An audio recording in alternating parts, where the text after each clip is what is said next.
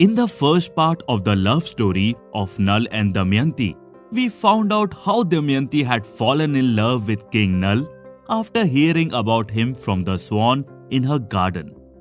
She picked up Nal as her groom despite the presence of gods in the Swayamvar assembly. God blessed the couple and left for their divine abode. What happened next? In this part 2 of the story, we will find out about the events following their wedding. When Indra and other gods were returning from Damayanti's Swayamvar, they met Kaliyuga and Dwapar on the way. Indra asked, "Where are the two of you headed?" Kaliyuga answered, "O Devraj, King of Vidarbha has organized the Swayamvar for his daughter Damayanti. We have heard tales of her divine beauty, and we believe only a god can be worthy of her.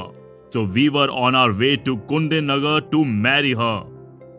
Indra laughed and replied, "You are a little late for that. Damayanti's Swayamvar is over. In fact, we are coming from there only. Damayanti picked King Nal over us for her life partner."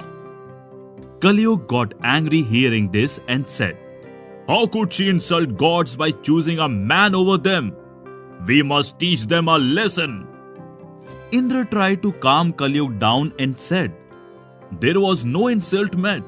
She asked for our permission before choosing Nal. We believe Nal is the right match for her and blessed their union." At the end of this conversation, they parted ways and went to their respective abodes.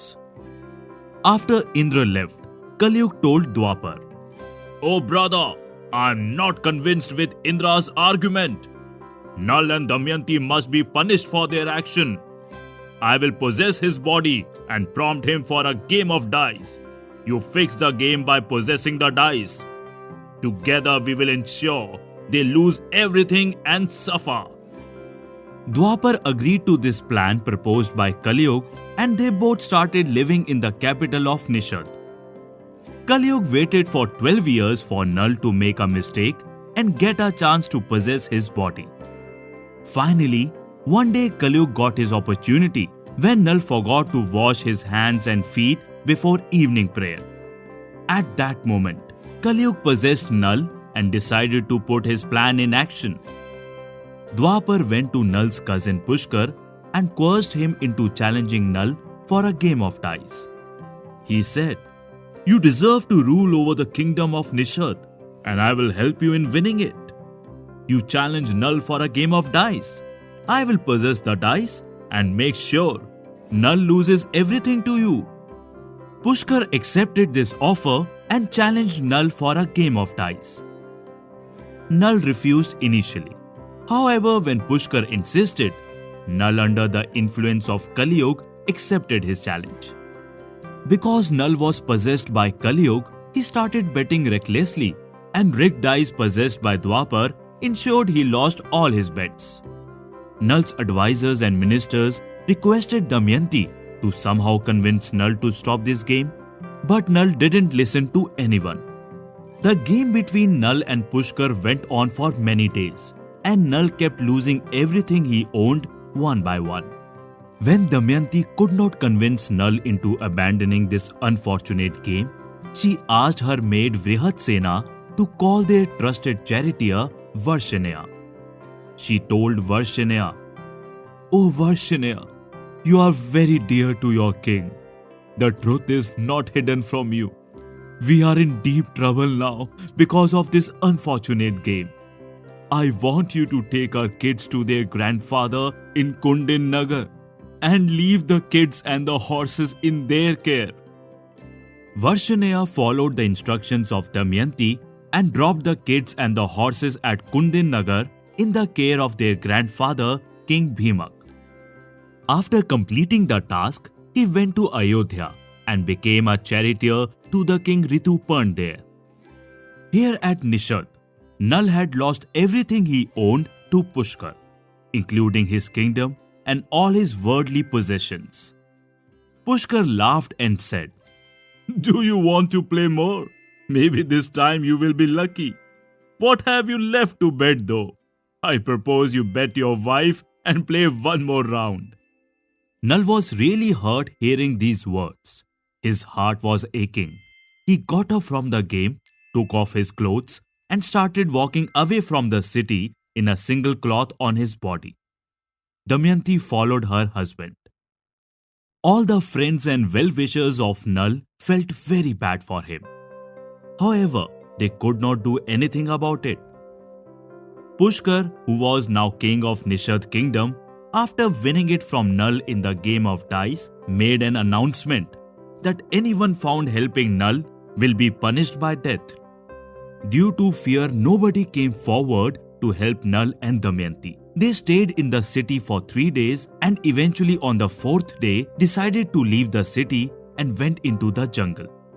They started living in the jungle, eating whatever fruits and vegetables they could find. One day while bathing in a lake, Nal spotted some beautiful golden birds. Their wings were made of literal gold. Nal thought if he can catch one of these birds and sell her wings, maybe he can get enough money to get by. When Nal approached the birds, they picked up the only cloth he possessed and flew away. The birds said, "Oh Nal, we are the dice from the game. When you left the game with one piece of cloth on your body, we felt bad that we could not relieve you of all your possessions. Now we have taken away that cloth also from you. Now we are happy." Nal, naked and ashamed of his condition, went to Damayanti and told her everything. Damayanti felt very bad for Nal and covered him from a part of her sari. Few more days passed and both Nal and Damayanti kept roaming around in the jungle, covering them with a single sari. One day they reached a spot where multiple paths were crossing.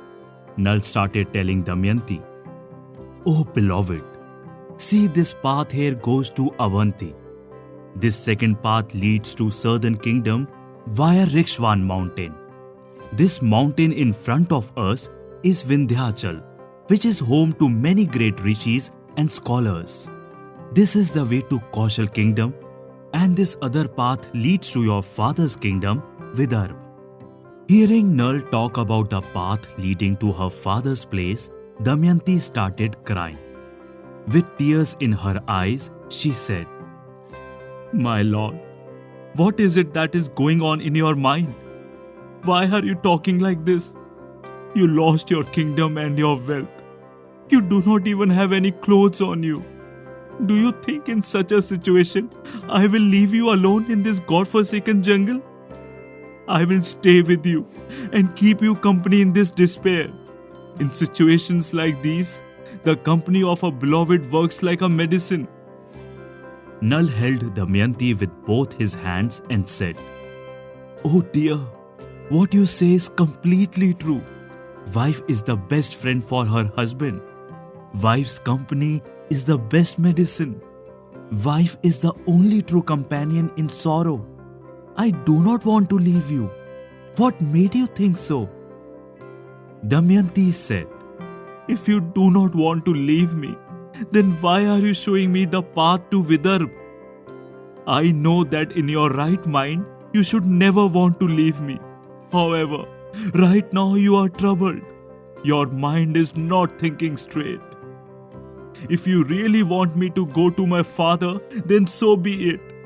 We will go together." Nal said, "My love, your father is a king and he married his daughter to a king. I do not think it is appropriate for me to seek his help in the first sign of trouble. We must find a way out of this situation on our own." They decided to stick together and face the hardships thrown their way as a couple. One such day, tired and hungry, they took shelter in an inn. What happened next devastated Damayanti. We will find out in the third part of our story.